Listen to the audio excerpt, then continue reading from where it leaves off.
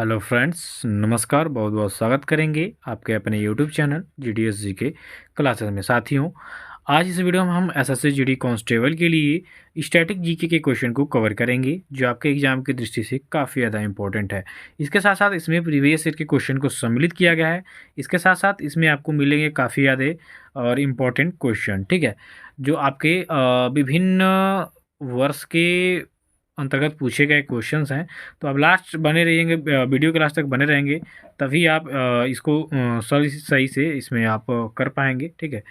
तो वीडियो पसंद है तो लाइक कमेंट शेयर करिएगा। स्टार्ट करेंगे फर्स्ट क्वेश्चन से कि संसदीय शासन प्रणाली सर्वप्रथम किस देश में विकसित हुई। यहाँ बात कर रहे हैं इंडियन पॉलिटी से, तो इंडियन पॉलिटी की इंडियन पॉलिटी की नहीं है, ये तो वर्ल्ड के पॉलिटी की में चले गए, क्योंकि संसदीय शासन प्रणाली पूछ रहा है किस देश में विकसित हुई। तो सबसे पहले ब्रिटेन में हुई थी, ठीक है।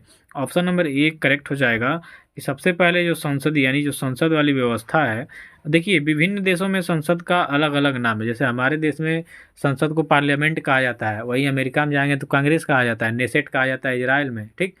तो ऐसे विभिन्न देशों में वहाँ की संसदों का नाम है। तो ब्रिटेन में ही सबसे पहले संसदीय शासन प्रणाली की शुरुआत हुई थी, इस बात को याद रखेंगे। रसायनों का सम्राट किसे कहा जाता है, ये आपके देखिए केमिस्ट्री से क्वेश्चन है और ये काफ़ी ज़्यादा इंपॉर्टेंट है साथियों। तो रसायनों का सम्राट कहा जाता है आपके सल्फ्यूरिक अम्ल को। यहाँ पे आपका डी ऑप्शन करेक्ट हो जाएगा। इसके बाद है नेक्स्ट क्वेश्चन में कि देश बंधु की उपाधि किससे संबंधित है। देश बंधु की उपाधि किसे दी गई है, ठीक है, देश बंधु। ये देखिए ये आपके लिए काफ़ी ज़्यादा इम्पोर्टेंट है। देश बंधु ऐसे विभिन्न लोकप्रिय नाम से क्वेश्चन भी आते हैं। तो देश बंधु की उपाधि किससे संबंधित हो जाएगी, जो देश बंधु चित्तरंजन दास। आपने देखा होगा जब चित्तरंजन दास जो कि स्वतंत्रता संग्रामी हैं, इनका जब नाम आता है तो इनके नाम के आगे ये देश बंधु जुड़ा रहता है, ठीक है। तो देश बंधु चित्तरंजन दास जी ये उपाधि से सम्मानित हैं इनको। यहाँ पे सी ऑप्शन हो जाएगा। इसके बाद है लेबनान की राजधानी आपका कहाँ पे हो जाएगा। तो लेबनान की बात करेंगे तो लेबनान की हो जाएगी यहाँ पे बेरूत। आपने एक सोशल मीडिया पे वीडियो भी देखा होगा कि बेरूत में ही एक जगह जो विस्फोटक पदार्थ रखा रहता है गोदाम में, फटता है तो पूरा एक टाइप का भूकंप तरंग के जैसे आता है, समुद्र का पानी उथल पुथल हो जाता है, वहाँ की नावें जो होती हैं, ठीक है। बहुत जोरदार धमाका होता है। एक वीडियो देखा होगा आपने 4-5 साल के अंतर्गत, तो ये बेरूत का वीडियो था। तो लेबनान की राजधानी जो है बेरूत है। यहाँ पे आप ऑप्शन नंबर बी को करेक्ट करेंगे। इसके बाद है भारतीय संसद का निर्माण कैसे होता है। तो भारतीय संसद जो होती है, देखिए जो भारतीय संसद होती है ये 3 अंगों से मिलके बनी होती है।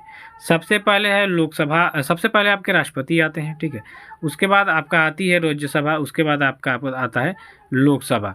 इन तीनों को मिला के भारतीय संसद का निर्माण होता है, ठीक है। अब यहाँ पे आर्टिकल भी देख लेंगे, तो आर्टिकल में आप रौला एक याद रखिएगा, ये ट्रिक। मतलब संसद होती है, संसद की बात करेंगे तो आर्टिकल 79 में आ जाएगी। मतलब होता है आपका राज्यसभा, जो कि आर्टिकल 80 में आ जाएगा, और लोकसभा होता है 81 में, ठीक है। यानी कि आपसे कोई पूछे कि अनुच्छेद 81 में किसका वर्णन है, तो आप लोकसभा का बताएंगे। अनुच्छेद 80 में किसका वर्णन है, तो राज्यसभा बताएंगे। 79 में आपका संसद होती है।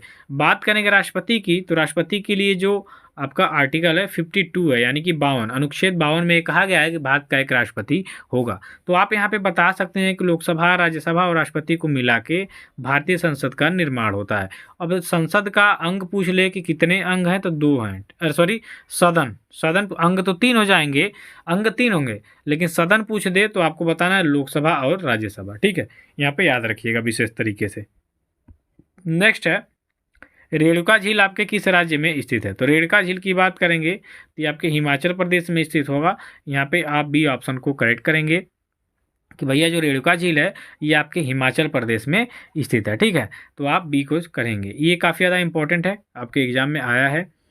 अब कार्य करने की क्षमता को कहते हैं, तो कार्य करने की क्षमता को क्या कहते हैं भैया, आपको यहाँ पे बताना है। तो कार्य करने की जो क्षमता होती है इसे हम लोग ऊर्जा कहते हैं। अगर जो कोई आपसे पूछे कि ऊर्जा किसे कहते हैं भैया, तो क्या बताएंगे कि कार्य करने की क्षमता को ही ऊर्जा कहते हैं, ठीक है।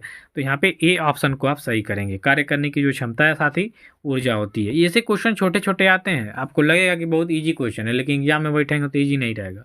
अलमाटी बांध आपके किस नदी पर स्थित है, क्योंकि ऑनलाइन पेपर होता है उसमें आपका ज़्यादा लॉन्ग क्वेश्चन रहेगा नहीं, छोटा छोटा ही देना पड़ेगा। क्योंकि पढ़ते ही रह जाएंगे, समय भी कम रहता है। तो अलमाटी बांध की अगर जो हम बात करते हैं तो ये कृष्णा नदी के ऊपर स्थित है। तो यहाँ पे आपका बी ऑप्शन करेक्ट हो जाएगा कि अलमाटी बांध आपके कृष्णा नदी पर स्थित है। इसके बाद आपसे कह रहा है कि भारतीय राष्ट्रीय कांग्रेस का प्रथम विभाजन आपको बताना है। तो 1885 में इसकी स्थापना होती है और 1907 ईस्वी में इसका क्या हो जाता है, इसमें अलगाव होता है। ठीक है, तो सी ऑप्शन करिएगा कि भारतीय राष्ट्रीय कांग्रेस का जो प्रथम विभाजन है 1907 में हुआ था। नेक्स्ट क्वेश्चन की बात कर लेंगे। तो नेक्स्ट क्वेश्चन में कह रहा है कि धमाल आपके किस राज्य का लोक नृत्य हो जाएगा। तो देखिए धमाल आपका ये महाभारत काल से जुड़ी हुई चीज़ है। ठीक है, और ये आपके हरियाणा में मिलेगा। ठीक है, हरियाणा में ओनली ये पुरुषों के द्वारा किया जाने वाला फोल्क डांस है।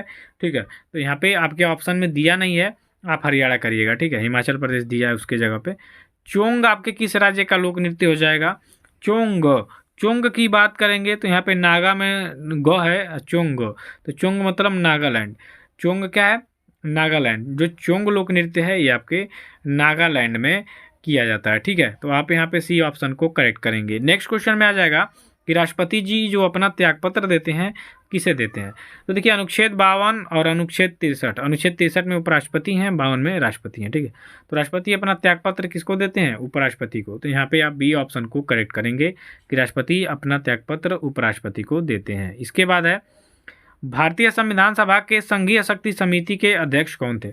तो भारतीय संविधान सभा के संघीय शक्ति समिति के अध्यक्ष कौन थे, तो ये आपके थे पंडित जवाहरलाल नेहरू जी। तो आपका ए ऑप्शन यहाँ पे करेक्ट हो जाएगा। नेक्स्ट है वेल्थ ऑफ नेशंस पुस्तक के लेखक कौन है। तो wealth of Nations, wealth of Nations हो जाएंगे एडम स्मिथ। ये ऑप्शन यहाँ पे आपका करेक्ट हो जाएगा। इसके बाद है कि भूदान आंदोलन के प्रवर्तक कौन थे। ये भी it is a most important question हो जाएगा। तो भूदान आंदोलन के प्रवर्तक थे विनोबा भावे जी। ठीक है, यहाँ पे आप बी ऑप्शन को सही करेंगे। चलिए अगला क्वेश्चन है दादा साहब फाल्के पुरस्कार किस क्षेत्र में दिया था। दादा साहब फाल्के का नाम आपने सुना होगा। ये सिनेमा के क्षेत्र में, भारतीय सिनेमा में सबसे पहले ऐसे डायरेक्टर थे जिन्होंने फिल्मों में काम किया, मतलब डायरेक्टर का। तो दादा साहब फाल्के ने फिल्म के क्षेत्र में काफ़ी ख्याति अर्जित की थी। तो जब इनकी मृत्यु इनके बाद से इनके नाम से सबसे बड़ा पुरस्कार है ये फिल्म के क्षेत्र में भारत में। ठीक है, दादा साहब फाल्के पुरस्कार दिया जाने लगा।